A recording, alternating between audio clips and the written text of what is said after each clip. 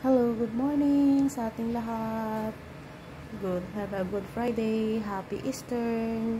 Ito ay magluluto na naman tayo, pero hindi ko po alam kung anong lulutuin ko. Ito ang mga lulutuin ko. Yan, may cod liver, may gulay, yan, may isda, may minced pork, may tungkwa.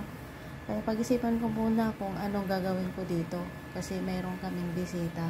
Kaya abangan natin kung anong klaseng luto ang mga gagawin ko dito.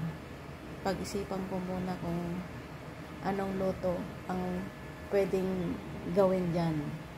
Ayan. May isang manok. Ayan, gulay. May tofu doon. Tsaka black fungus. Ayan, cod liver. Tsaka tungkwa. Then bean sprout.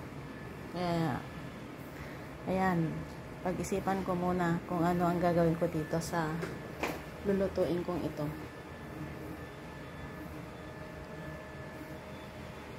Bye-bye! Abangan natin ang part 2 kung ano ang outcome tong mga to.